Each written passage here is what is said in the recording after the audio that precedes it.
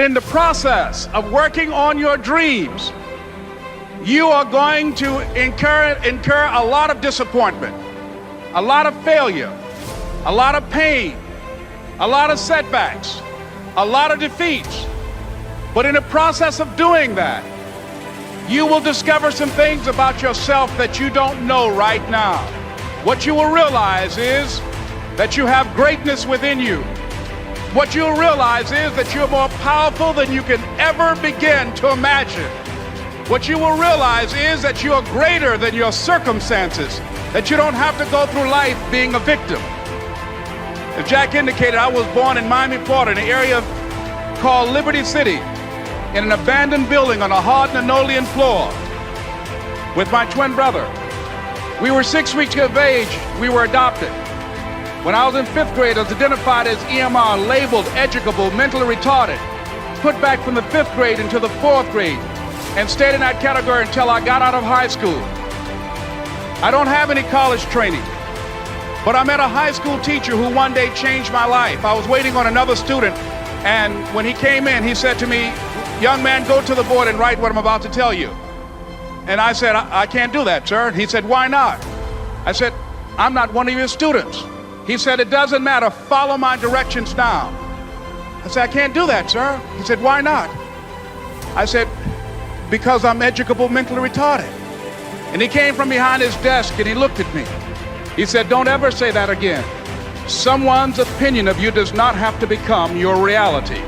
I'm saying this is the time more than ever that you want to begin to inoculate yourself with positive words, coming to conventions, showing up on meetings, being on the calls, to make yourself unstoppable, to get out of your mind the polluting negative thoughts that's causing most people to go through life being stuck because they're volunteer victims. Somebody said that many people die at age 25 and don't get buried until they're 65 because they got so much garbage in their minds. You are here because you've got a clear vision of what you want and where you're going. Give yourselves a round of applause. Come on, bring your energy level up. Yes, yes. You want more. You want more. You're different. You're different than everybody else. Don't worry if they don't get it. Don't try and convince people to do this business. A person convinced against their will is of the same opinion still. You are not like everybody else. You can walk outside and find pigeons, but if you're looking for eagles, it's going to take you a minute. You are different. It's lonely at the top. How many of you know it's lonely at the top? Raise your hands. It's lonely at the top, but you eat better. That's what I'm talking about. You're different.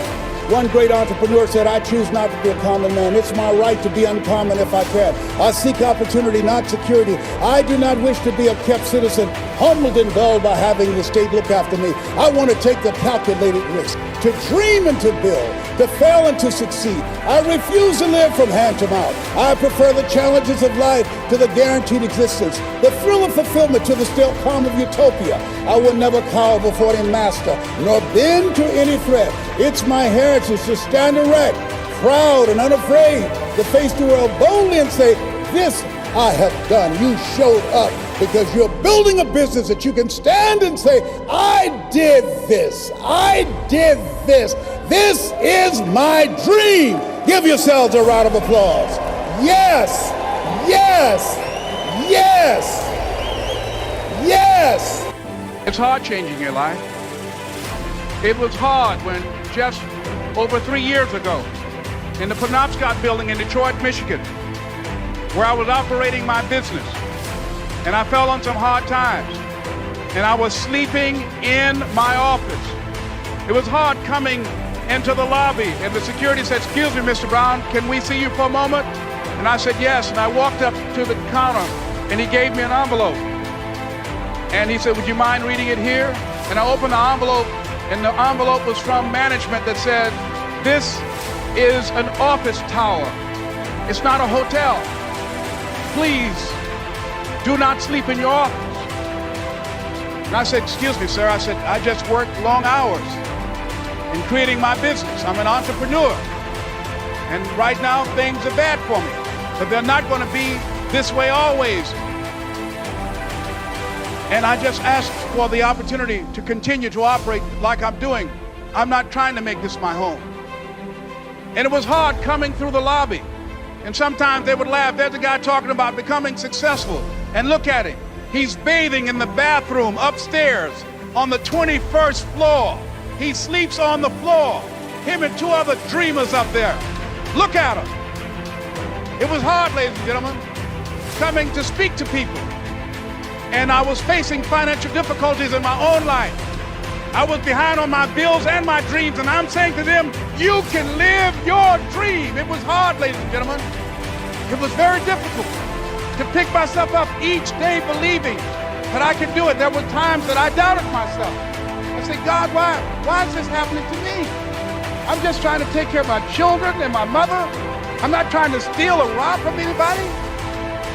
How did this have to happen to me? It was very hard. And here's what I want to say to you.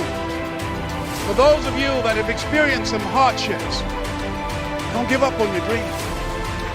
No one could have convinced me by holding on, by continuing to push forward, by continuing to run toward my dream, that one day I would have my own talk show. It's a long shot, ladies and gentlemen, from Liberty City, an abandoned building on a floor, never knowing my mother or father. It's a long shot. Being here with you today in this dome in Atlanta, it's a long shot. No college training, labeled educable, mentally retarded, but I kept running toward my dream. Don't stop. Don't stop. Stop running toward your dream. Here's what I discovered that happens to you in life, that you will go through things, and while you're going through them, you can't understand why it's happening to you. But after you go through it, you get back and you look at it and you say, oh, now I understand why I needed that lesson. Have it ever happened to you? Raise your hand. Has it ever happened to you that I couldn't understand it then, but after I got through it, then I saw that that was preparing me for bigger and better things. That as you go through the challenges of life and you look at it and embrace whatever comes to you, don't run from it. Step toward it. Don't try and duck it like most people do. See, most people want it easy. See, easy come, easy what? Easy go. See, but when you go at what you're going to deal with and you deal with the difficulties of it, when you handle those hard things close at hand, making those hard decisions right now that you don't want to make, learning those things that you don't like to do, but you know that in order for you to get where you want to go, this is one of the hoops that you have to flip through. And I'm saying to you, whatever you got to do it, because if you don't, life is going to whoop you until you surrender and say, okay, all right, I cooperate, okay, I learned, okay. It had to wear me out a long time. So if it's hard, then do it hard. You're going to focus to develop your skills. The guy was the new owner of a baseball team that was in the basement of the league when he took it over. He went to the pitcher and he said, what is your best throw? He said, well, I got a good curveball and I've got a good fastball. And he went on talking about his different throws. He said, but tell me this, what is your best throw? He thought for a moment. He said, I've got a good fastball. He said, that's all I want you to work on. Nothing else. Just develop your fastball. The next year, they went to the World Series. Most people don't know where their fastball is. Most people go through life never discovering what their talents are. Most people never develop their talents. They have skills and abilities, but if you don't nurture them, if you don't develop them, they will never serve you. Your gifts can take you many places if you develop your gifts. Most of us don't like to do those things that come easy to us. I've always loved to talk to people. I decided, taking this advice, to develop my skills as a speaker. And my gift has developed and it's taken me many places. You have something that you brought to the universe.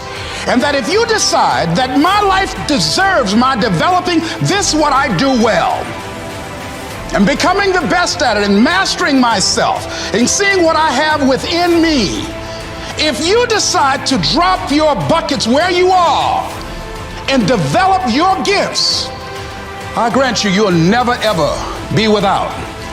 I grant you that your gifts will take you places that will literally amaze you.